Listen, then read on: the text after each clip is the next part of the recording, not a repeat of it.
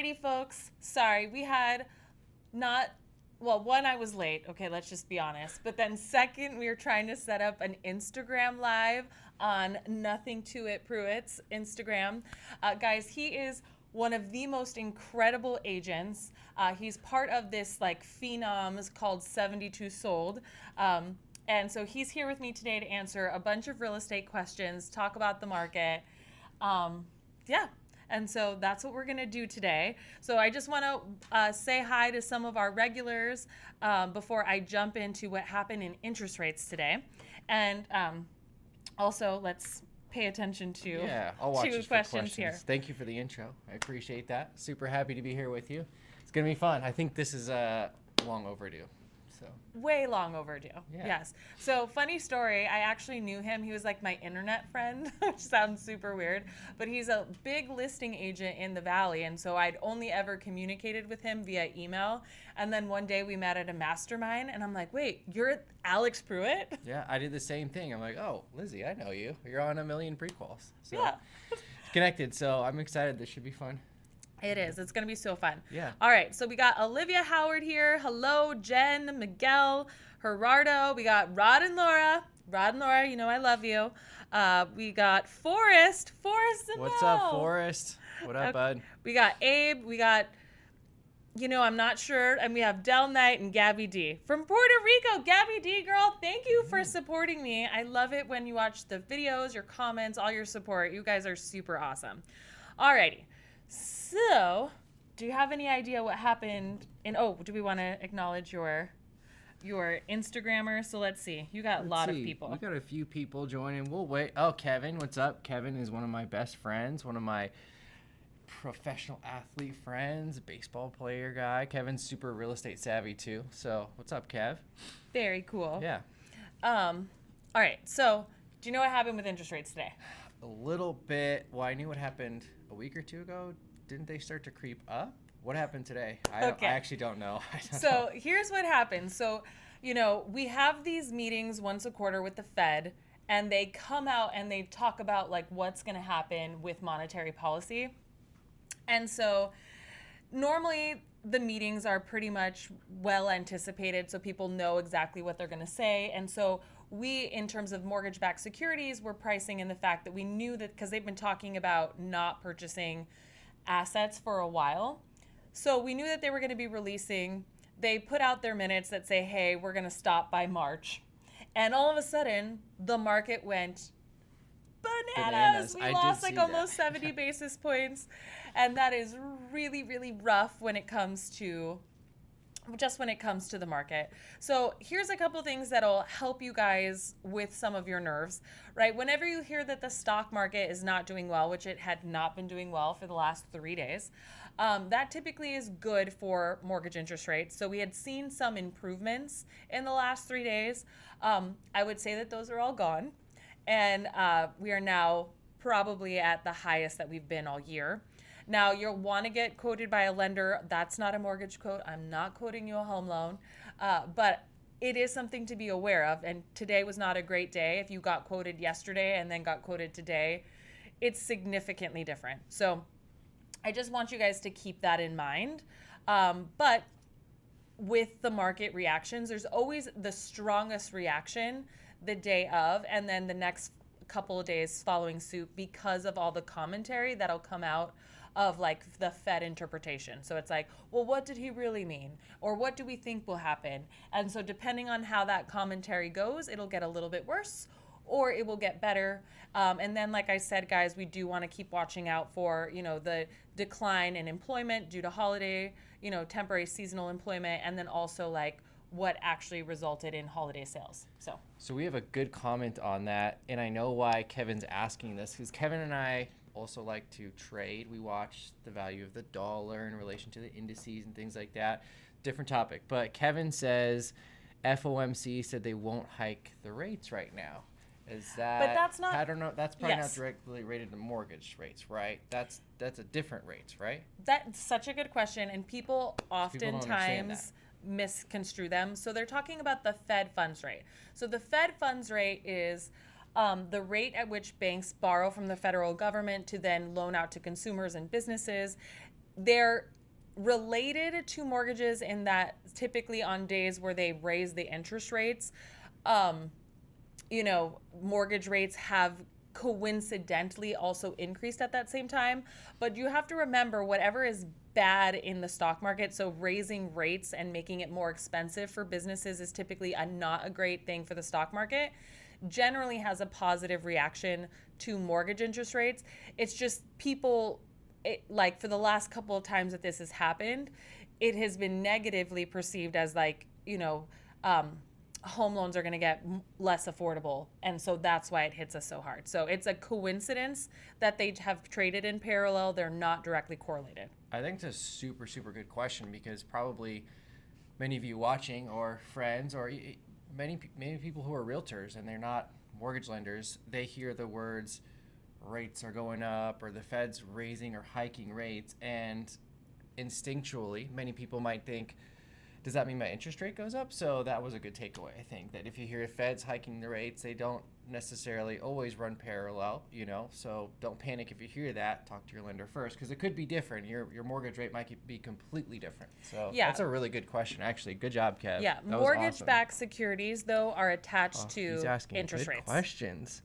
What's the relationship between Fed rates and mortgage rates? Wow. That's a good one. That's a good question. So I think I tried to explain that in my pretty much previous just answer, Yeah. but mortgage-backed securities are what control mortgage interest rates. So the more that people buy that type of security, so basically securities are just like pooled funds of mortgages. So pooled mortgages. So the more investors that purchase that, the lower the rates become. Rates were artificially down because our biggest purchaser was the government, and they were doing that to make sure that real estate did not stop. Right, so that it would keep things going, because they also allowed for things like forbearances where people didn't have to make their mortgage payments. And so to, encourage people to still do that, to encourage mortgage banks to still lend, they had to lower the Fed funds rate so that they had liquidity, and then lower the interest rates for consumers so that they would still buy. So that's what controls it. We don't need it anymore. And one of the big statements that they said is that they're going to increase the Fed funds rate as they see necessary for the economy, but they would never jeopardize employment. And so I think what's hard there is that we're in such a weird spot with the economy in general because of supply chain. Like, we don't even know what the reality is yet. Yeah. You just have so few items that everything is so expensive. There's a lot of instability, almost a little. I mean, we know, but I agree, there's just a lot of uncertainty in that world. Yeah, and one of the crappiest things I think right now is one of the other big headlines is that we're at historically low inventory for houses nationwide. And the first thing I always hear is, well, now all of a sudden, because interest rates are going to go up, there's going to be less buyers and the market's going to crash. I think I've heard that, I don't know, at least a dozen times this week alone. And I will tell you that if you are the person that is waiting and timing the market, you are going to be that person that 100% misses out. Like, the person who was watching the market, you just missed out on historically low interest rates, and the lowest houses have been in value. You should have bought 2 years ago. Like, it's impossible to know where the bottom is until we're past the bottom. So I digress. Yeah. Get off my soapbox. No, that's good stuff. These are all really good questions. I'm sure we have a lot of good ones there. Kev, Kev says that makes sense. Yeah, thank you, Kev. Great question. I know a lot of people are always thinking things like that. Okay, so Rod and Laura said, happy Wednesday. Fed's plunger protection team taking care of the market from pummeling. I'm not sure what you mean by that, and I will look that up later after today's live. Okay, so Gerardo says, how long after purchasing my home do I have to wait to refinance? Thank you in advance. Well, it depends on what you're trying to do. If you're looking for a cash out refinance, typically the guideline is that you have to wait until after you've made 6 payments, which is 7 months after you purchase. Now, if you're looking to do a what's called a delayed financing, so let's say you bought your house cash, technically you can start that refinance process the day after you close. And if you're looking to just do a rate and term refinance, technically that is a day after you close. So hopefully that helps. All right, so Forrest says, woohoo, 2 powerhouses in 1 room. Thank you. Yeah, love it. That's right. Gotta love me some Forrest. Yeah. Abe says, hi, Lizzy, 3.875, a good interest rate for a mortgage loan. So I'm going to say that that's in line with what the market is saying, but I couldn't comment on whether or not that was a low or high rate because I have no idea what your scenario is. But I will say that that's in line with what rates are being quoted right now. We got Tony Ann here. Hello, Tony Ann. Brian says, when do I think mortgage interest rates, or where do I think mortgage interest rates will be for the next 6 months? So guys, I could not tell you because I wouldn't have said that I thought interest rates were going to be in the 4% in the first month of the year. I think it's hard to say because so much of it is dependent on our economy. And right now, the economy is not real. Mm-hmm. So I will say that I think that they're going to continue to rise and continue to be like this uphill and downhill battle. But I don't think that interest rates, so I've seen some crazy people on the internet. They're the ones that wear like the tinfoil hats and tell you the market's going to crash. So all over YouTube. Yeah, all over YouTube. They've been saying the interest rates are going to get into 9%, or what would it look like if interest rates were at 15%? Look, guys, we do have an organization, FHFA, that really pays attention to housing affordability, and interest rates can only rise so much. Just like I've said in my previous videos, you should watch them if you haven't, that every time interest rates go up 1%, it declines people's purchasing power about 10%. So they are aware of this, okay? So I don't think that they will let interest rates like completely skyrocket. They're going to control them. Now, that being said, I'm not a psychic and I don't make the rules. So it's just one gal's opinion from Phoenix. I have kind of on that topic an interesting analogy or thought process for those who are thinking, well, yeah, I want to buy now because the rates are good. But what if the market corrects or goes down? And that's a normal question. So I would propose to you this. So you get your loan. You leave Lizy alone. Right? Yeah, you leave Lizy alone. And you get your nice 3 or 4% rate right now, right? And you buy a house, whatever it may average in Maricopa, I think is about $400,000 or so. What would you say the average down payment somebody puts down on a house? Because this is super important for my analogy. 5%. Okay, 5%, right? So $20K for $400K house. Mm-hmm. Okay, so I'm gonna walk you through a scenario. I buy a house today, this month for $400,000. I invest $20,000 of my own money to own a $400,000 asset, right? Maybe that goes down to $350. Oh my gosh, it goes down by that's a pretty significant jump. Did I lose $50K? No, because I only invested $20,000 to get a $400,000 house. Okay, I only lost a quarter of my initial investment, so my loss is not $50K, it's $5K. And that asset will go up over time. That's how I look at that, as being fearful of corrections. That's just my opinion, because I can secure an asset now and the market will go up or down. But I think people kind of lose sight of the benefits of getting a loan at a good rate and having such purchasing power. Does that kind of make sense? That makes total sense. And here's the thing, like, so I love that you're answering the what if the market collapses. Mm-hmm. I think it's really important, guys, to also know what you're comparing to, right? So we're not just talking about the $20,000 investment that you're putting in time. We're looking at like, what would you be paying today, right? So a couple things that we know for sure is that the less people that can afford to buy homes, they have to move somewhere, guys, and they actually join the rental pool. So if you actually look at what's happening to rental rates right now, they're in the double digits for increases. And so when we're talking about affordability concern, lots of people can't afford to rent right now. And so here's what you're actually comparing. It's like, what would I be doing? And even when we saw the greatest correction of all time with real estate, literally the most rapid increase, right? If you were to own that home, right, and you would have owned that home for 15 years, your literal purchase price would have doubled. That's what real estate does over 20 years. It doubles. And so like, it's crazy because yes, we saw a time where there was significant decreases in values, but now we've literally lived 2 years in Phoenix, right, where we saw, what was it, like 18% and then 30% appreciation? Wild. Yeah. Yeah. Like, and so that's why you hang on to real estate over a long haul, right? So it's a long-term investment. Yeah, I think that's a good thing between the two of us. That really helps address, hopefully for you guys watching, your fear of could the market correct in the future. Of course it could. We're not psychics, but that helps put it all into the bigger picture perspective of what you're actually doing with your life. It's kind of like planting a tree, you know, it's a money tree. It's going to grow over time. So. Yeah, but also think about that same thing, right? So like $400,000 house, your investment was 5%. Appreciation at a minimum, right? They're expecting to be in the high single digits for most areas. But let's say it was 5%, which is a healthy, stable market. Your $20,000 made 100% return year one. Yeah. Where Like, else can you get 100% return on your money? yes. Nowhere.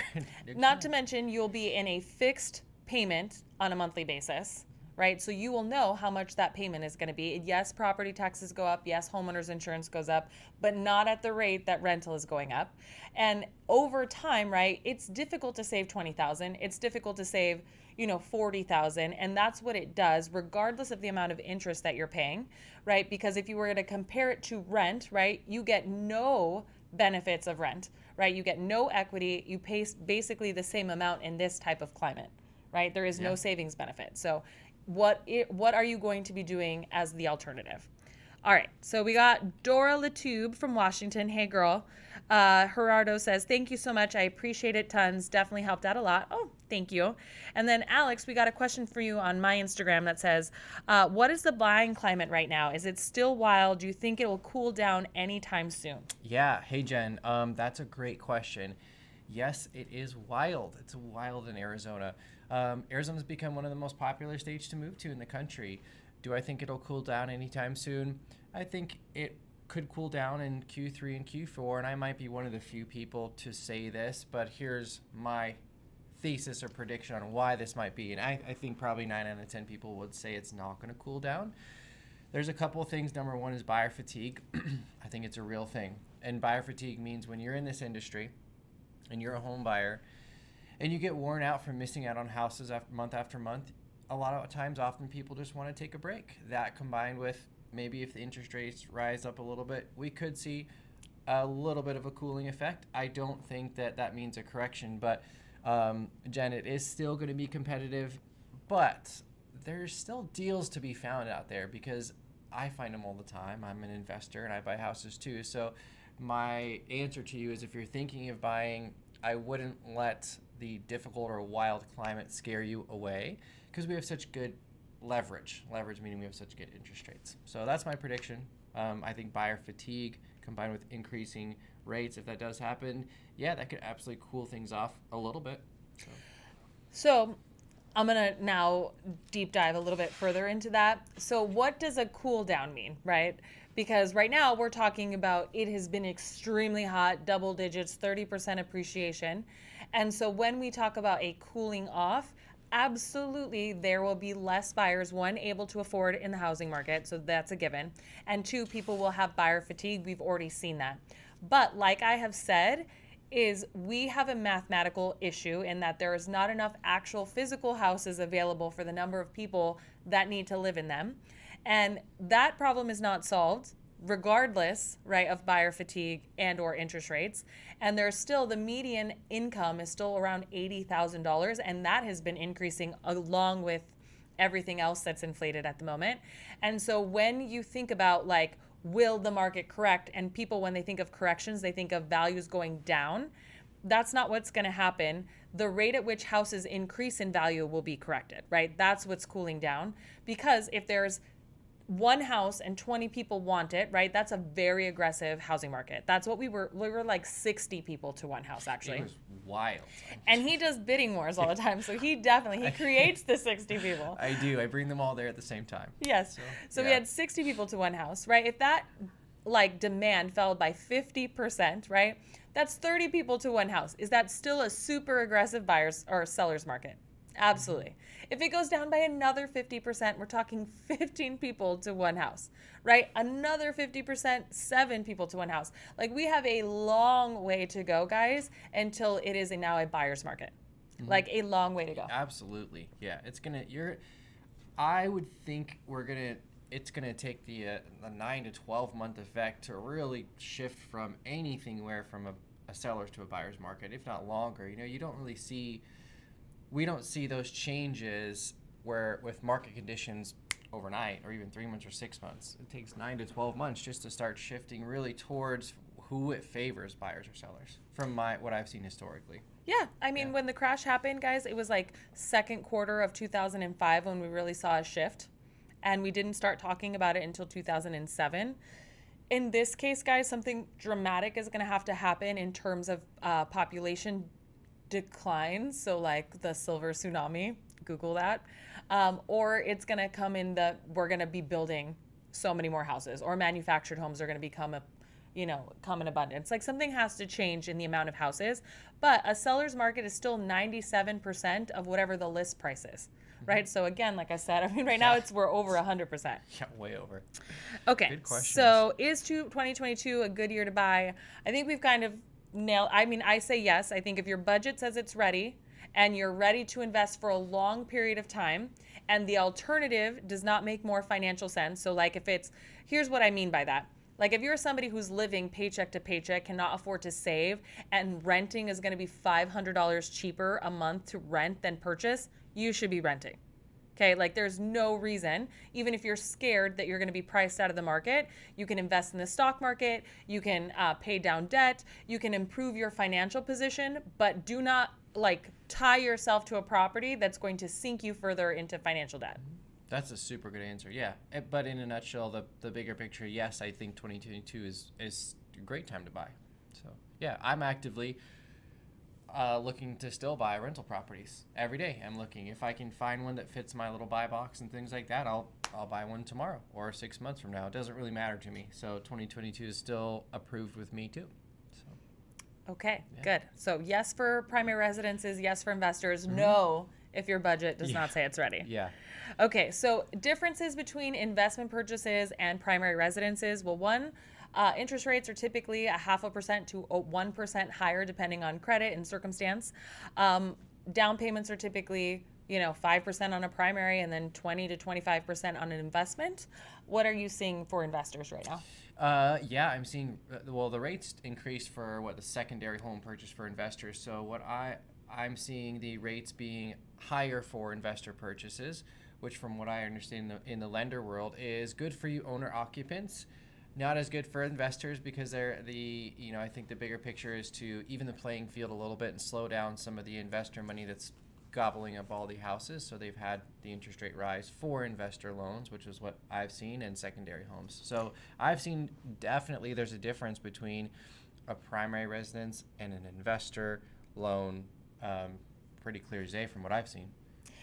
What about in terms of like buyers? Like, so you're a listing agent primarily, right? When you get an investment offer and a primary residence offer, like what could these people be doing to make their offers look better? Because investors are typically cash, they're typically quicker closes, right? This is what the mindset is. Yeah, so I have so much to help you buyers out there, because this is where, it's an educational piece for both buyers, realtors, and lenders, right? It's a common misconception that the investor cash is king. Well, I'll tell you that's not always the case, and that's not always the offer that I will accept upon my clients or have my clients accept. And you might be asking, wait, why? Isn't cash always the best? Not really, because when people buy houses cash, typically the investors are buying on a spreadsheet based on numbers, and there's no emotions, right? They're very easily able to bail out on that contract for whatever reason if the numbers don't work after they secure the purchase. Now, a home buyer who's buying as a primary residence to be near their grandma or their cousin or be closer to family, they are buying off of emotion. And emotion is a very strong tie. So the reason I'm prefacing this on how to structure your offer is when people are buying to be in an area as an owner-occupant, they're less likely to bail out on that offer. It's factual data. I can give you so much data that investors cancel on sellers more often than owner occupants. You know why? It's because you have an emotional bias and you're tied to the home and the neighborhood. So how do you use that as a buyer? You might think, okay, well, you need to do two things. You need to think like an investor when you're writing your offer. You need to make your offer as investor friendly to the seller, eliminating all of your contingencies. So what he's meaning is like, okay, do you have to have an appraisal waiver? Like, can you decide that, hey, you can pay over X number of dollars? Can you shorten your close of escrow? Can you show proof of funds? right? A perfect example is so wherever you're watching, I know we have Puerto Rico, we have Washington. In Arizona, the buyer, when you buy a home, you have a 10-day due diligence period, and this is your inspection period. During this period, you as a buyer can cancel for any reason. Doesn't matter what it is. So to get your offer accepted, you need to think like an investor. And what I do with my clients, right, is I'll submit an offer that says, we intend to make no repair requests at all, and we intend to take the home as is. So when I'm a seller and I see that, that looks kind of like an investor offer who's going to buy my house as is, quick close. But you as the buyer, guess what? You still get to do all your home inspections. And if there's things wrong, you can still ask for repairs or credit. So you structure your offer by shorting your inspection period, taking the home, intending to take the home as is, which you're not obligated to do so, right? And in addition, you really need to write a letter that pleads your case to the homeowner as best you can and tell them what your reason is, right? So there's all sorts of things like that. You can do kind of a guaranteed close clause that mortgage lenders, hint, hint, I think I know one that does that, an on-time closing guarantee. For example, you write your offer and you say all these terms that I've already shared with you, and then you also include, if contract does not close and there's a week-long delay, buyer credit seller $100 per day. I bet you've never seen that. Probably. Have you ever seen that? I mean, we offer it in our letters to Well, all what of our about on the clients. buyer side? No, that's on my buy Yeah. side. It says, hey, if we don't close on time and it's our fault, we'll pay your seller $500. So, and the buyer can also add on top of that a Yeah. credit too. So you're basically saying, hey, Mr. Seller, I'm going to give you everything. Got what I you're get. saying. Yeah. It took So a it's like a sec. double guarantee, right? Lizzie's closing guarantee, you can double Yeah. down on it. And So- no, I have not seen that often. Yeah. So the long and short of it is, think like an investor, structure it that way, use your emotional tie to the home in the neighborhood, clearly convey that to the other party so they know you're not likely to cancel, and you will win. I mean, that is going to separate you few and like above, heads and shoulders above so many people. So that makes sense. Is that helpful? I think that's super helpful. Cool. Okay. So it says, let's see. Lots of good questions. Okay. Should I wait now until next year? Every affordable home gets purchased instantly. I've considered new construction, but some people have told me not to build. I think new construction is a really great way for people to purchase. It locks you in at a purchase price today. And so long as you're not maxing out your budget, it's a really great way to walk into equity, especially in a market like this. The one con I will say is that you can't lock in your interest rate for certain times, but it is a really great way because most of the times, at least in my experience, and he's definitely the expert in this, most new construction homes are typically outskirted, which means that they're already in more affordable areas than infill properties. So that means like within the city. And so if you're looking for affordable options, I do think that that's a good alternative. Yeah. And just to add to what Lizzie said that stuck out to me is you can build yourself some, in most cases, instant equity, because if you're in the first quarter or even half or even 3/4 phase of your community build, what happens is you lock in that price. You may not lock in your interest rate, but you lock in your price. And what builders do is, as they go through the phases of neighborhoods, the average neighborhood size is 200 to 250 homes, is they do price increases. So you may be one of the first 50 people to lock in your price at $450. And by the time they're done building the community, your same floor plan could be going for $500. And that is a very real accurate thing. You can go ahead and look up the subdivisions as they close. So you do kind of build in some instant equity right there just by being one of the first ones to purchase. And as the homes fill, the neighborhood develops, the builder increases their price because of supply and demand. 100%. Now, it isn't always the case, guys. This is the special market in that homes are still rapidly appreciating. Like I had a client literally go into contract last May, and they're walking into $75,000 worth of equity. I mean, I was like, whoa. Wild. Okay, so Nicola, very nice to see you back on here, says, thinking about doing a HELOC to use as part of my down payment for a fourplex, 100 cash and 100 cash from the HELOC. What do you think about that, and how much does the Fed impact HELOC rates? So actually, the Fed funds rate does actually impact HELOC rates. And that's generally because those are based on indexes, I like haven't had enough water today. You're running around like crazy. I know, I've been just talking. Okay, so here's what you have to do when you're doing your cash flow analysis is you have to incorporate whatever that HELOC payment is into your cash flow. HELOCs, typically you pay an interest-only payment. On 100,000 though, that might be significant, and you are also are gonna pay like a prime plus. So it's whatever your index is plus like 1 or 2%. So you really want to factor that in because that'll be expensive money. Now I like lines of credit for anything under like 50,000 and under. Anything over that, I would definitely do a side by side. What is it if you just put less money down? Okay, so Gracie says, thank you guys for doing this. What are some creative ways that you've seen people get their offers accepted? I think we answered that in that previous one. Mm-hmm. I will also say, though, that rapport is super important, and having your agent and loan officer go to bat for you is very important. I mean, we see a variety of things on the lending side, from people who just shoot an email and it's like, here's my offer, to people who are like, here's the number, here's the address, go to bat for the client, sell them to the listing agent.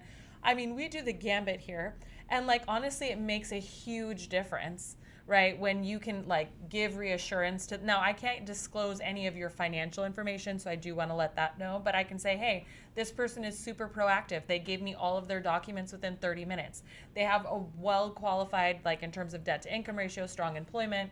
I'm not giving any details, but I'm describing how good you are as a client, and then I'm selling my team. Like, hey, we're gonna give you updates twice a week. We guarantee our closings. Like, this is an extra way to get your offer accepted, and then how your agent presents it too is so super important. Yeah, I think, I don't even think the public realizes how important who's working for you, how important that truly is, both the mortgage lender and the realtor, because there is such a vast array of what happens, and I can tell you this because of the volume of transactions. I see 200 plus transactions a year, right? I see all of these buyers and agents interacting. And to be honest, 7 or 8 out of 10 offers that get submitted on my property, I never even get a phone call from the realtor or the mortgage lender. And that's just to disclose that you need to make sure. And for example, great lenders, they call on behalf of the offer and the realtor. They send a letter why they're qualified, right? So that what Lizy said is, I just wanted to hammer that home, because I can't tell you how important that is I get offers and there's nobody's even really calling me. I don't know anything about the buyer. How am I supposed to pick you over someone else when I have 10 offers and one guy calls me and says, hey, Alex, I got the best buyer for your house. Can I tell you why? Well, sure. Yeah. Let me tell you why. Here's the offer. And if I have 3 offers that are all really close, the agent calls me and talks to me like that. Then the lender calls me and reinforces that. And then I get a letter. I can show all this to the seller and say, hey, guys, this is a pretty secure, this is a rock solid offer. And I think that the public doesn't always understand what goes on behind the scenes. So, yeah, to your point is extremely important. I can't emphasize that enough. I know. And guys, the other thing too is like being strategic. So a lot of times people offer appraisal waivers saying that they're going to pay whatever it is. If you can actually show proof of funds that you have a significant amount of assets to do that, again, it gives that extra security to the seller that you can put your money where your mouth is. Mm-hmm. Okay. Alrighty, so thinking about going with new construction, bit concerned about rates going up. Builder says it may not be completed until spring of 2023, probably with delays too. That is a significant thing. I just want you to know, guys, because of supply chain issues, I have seen a number of new construction contracts that have like a clause in there that says, this is the base price until we can determine your lumber. I just had a purchase price increase by $30,000 and a month in rate lock extension. So it was like, goodness. Oof. For this poor client. Jeez. Now, as a lender, sometimes we'll eat some of that. Like, that can't be a guarantee in terms of like the rate extension, especially in this case. But it is stuff that you have to be weary about when you're going to new construction. But the thing is, this is why you also don't max yourself out in terms of your purchase price on new construction, and you budget in what it would be for interest rates to be 0.5% or 1% higher than they are today.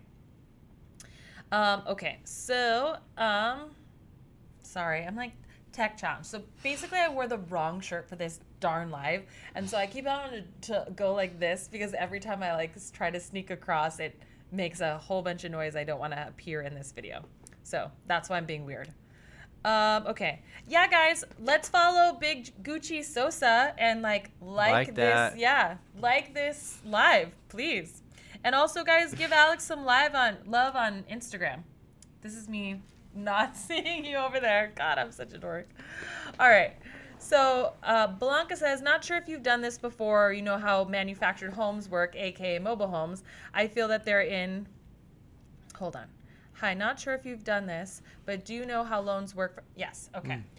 Guys, I need glasses. It's not that you can't write, it's that I cannot see. It's kind of small from here too. Yeah.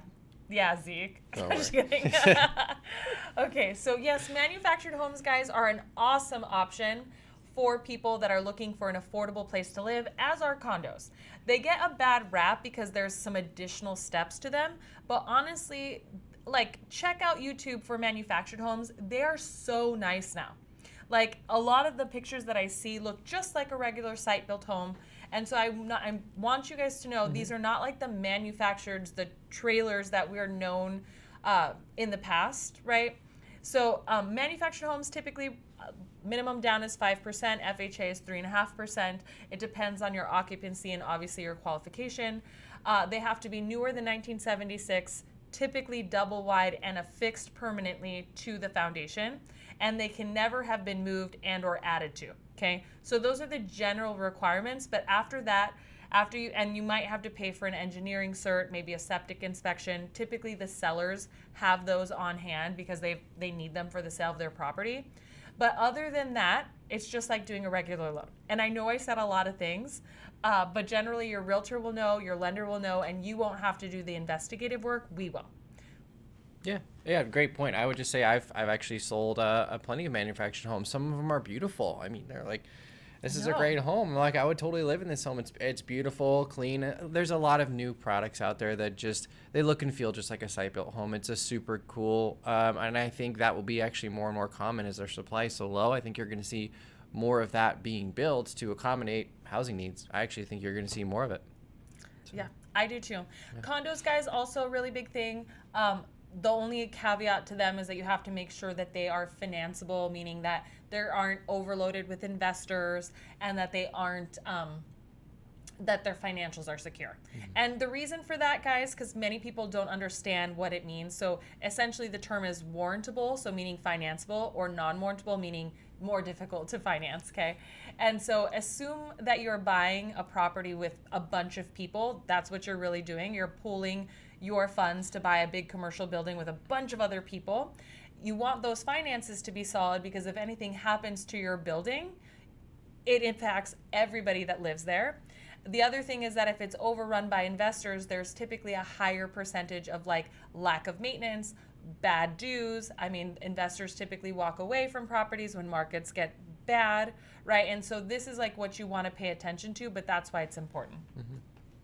All right. So let's see here. We got Triton says the credit pools were, okay, hold on. Began the process shopping lenders from what I had seen. I can submit my credit to multiple lenders and it would be one hard inquiry, but I see 4 hard inquiries. The credit pools were 30 days. Maybe I had it wrong. Just want to confirm. So anytime somebody pulls your credit, it will be reflected on your credit report and it is considered a hard inquiry. But what they talk about is that you're allowed to have 3 to 5 hard inquiries and have it impact the score as if it was 1.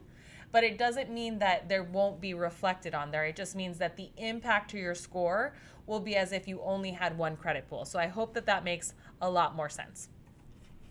Abe, thanks, man. I appreciate the shout out. So he says, so I'm going to read this because this is I love that. My live and my plug.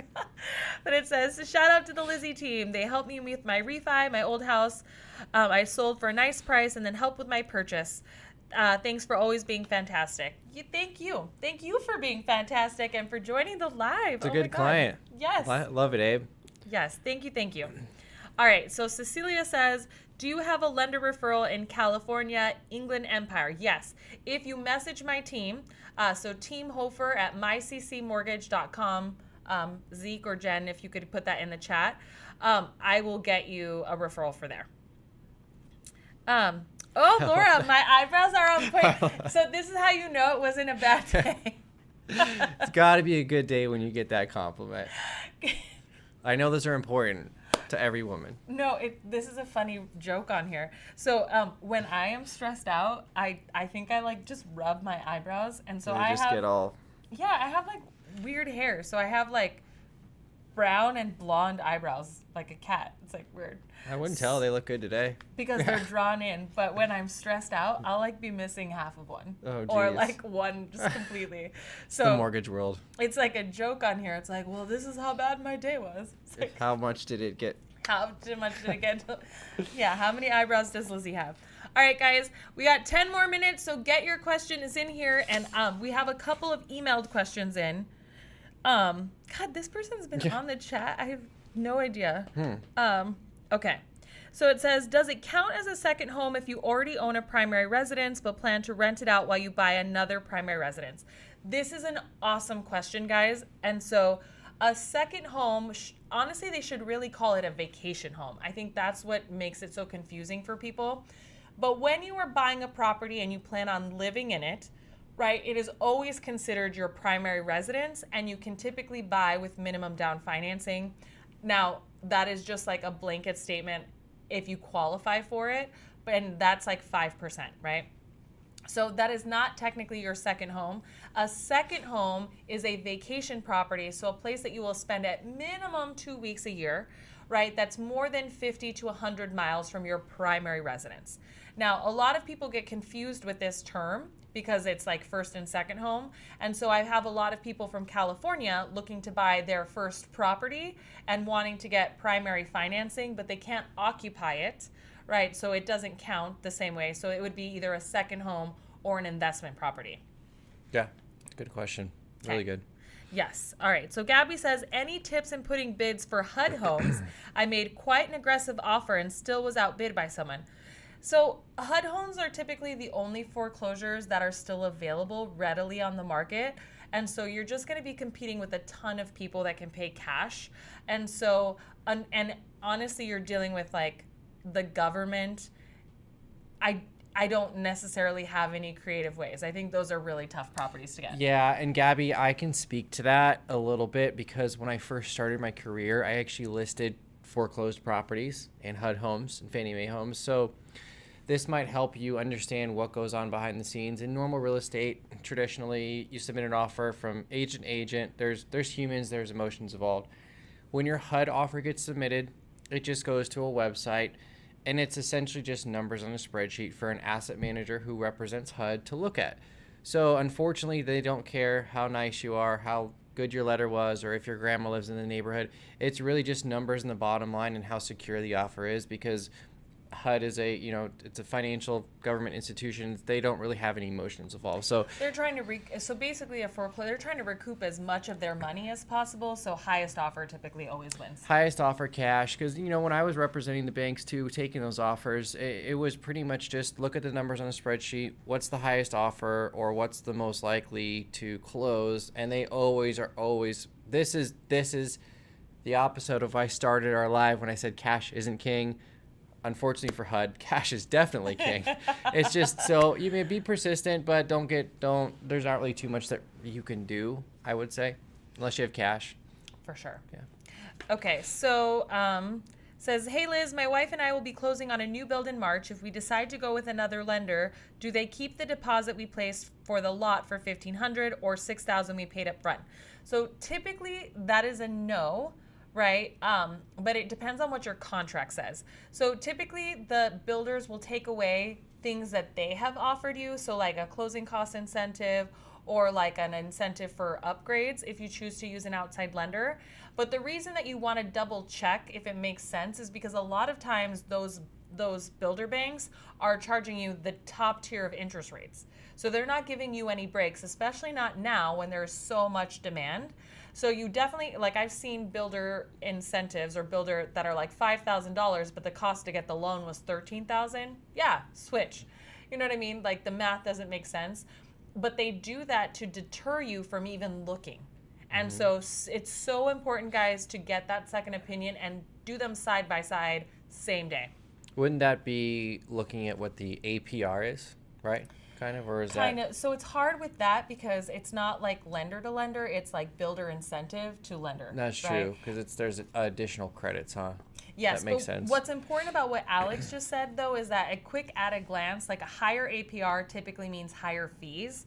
Now, that isn't always 100% because people use different estimates for things like title fees, which are included in your prepaid finance charges. So you do want to be careful there. And also, you want to make sure that you're shopping on the same day. Guys, one thing I do want to mention to you because we've talked a lot about affordability. I recorded a video on a 40-year fixed mortgage today, just giving you guys some of the pros and cons. Would love for you guys to check that out.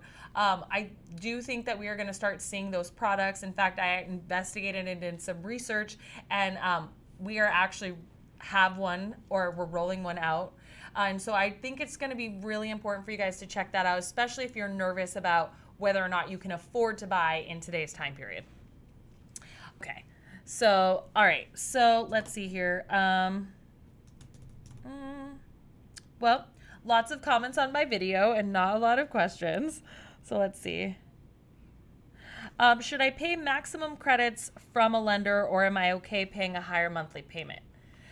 So again, when you're trying to consider discount points or credits back from a lender, again, you're going to want to figure out your break-even point for that. So again, what would you be paying without a discount point, without a credit?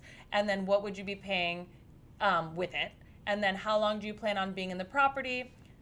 Divide that difference by the number of months that you're going to be in, and that's your break-even point.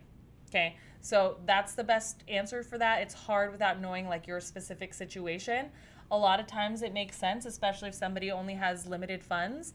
But in this market where interest rates are increasing rapidly, it might be difficult to even pull that off. Mm-hmm. I would agree. Alrighty, so final thoughts on the market and for these people. Okay, so my final thoughts, my 2022 market prediction. This is very specific to Arizona, but you know it's going to vary state to state. So Arizona is going to stay hot. We're gonna keep with a wild market. I think we're going to see a little bit of cooling off of values.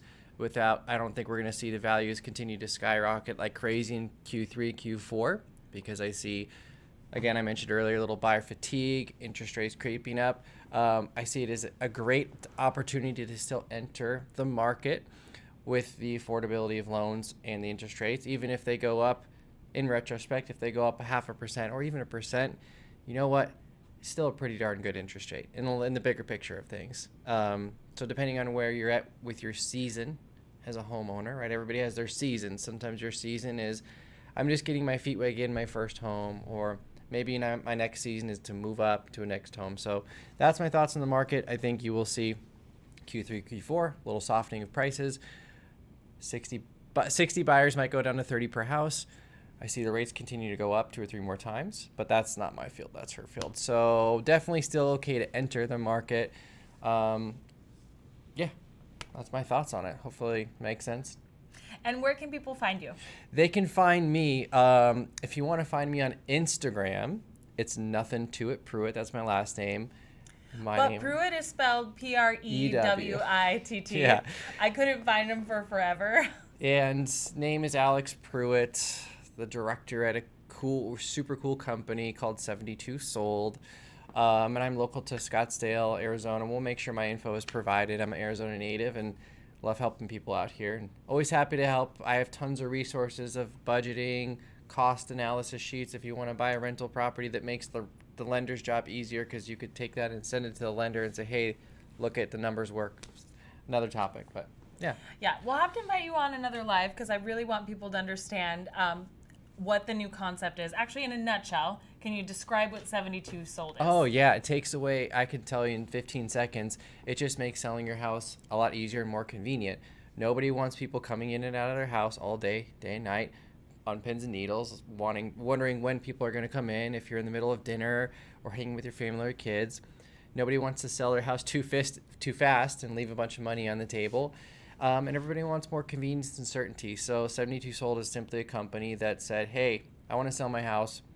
I don't want to leave any money on the table, but I don't want to have that uncertainty of my house being up with a lockbox and the sign and a bunch of strangers coming in and out. So convenient, straight to the point, and on average, sellers make 8.4% more statistically when they sell their house using this program. So it's actually a proven strategy versus guessing. That's kind of how I explain it. Real estate has always been guessing. It's pick a list price, put your house on the market, and see what happens. So this is strategic. It's just so convenient too. For me, I don't really want a bunch of strangers coming in, and I don't want to always be on pins and needles wondering if there's going to be showing at 6 o'clock at night or 8 a.m. or 10 a.m. So. And how do you solve that? Do you do those launch parties? Yeah, I solved that with a bidding war just like Barrett Jackson, because Barrett Jackson's going on right now. That's in my neck of the woods. So it's just like Barrett Jackson. You get crazy high prices. It's super convenient. You take your house and you make it look and feel like the crazy Corvettes that you see at Barrett Jackson. That's literally what it is, and it's so awesome. It's super convenient.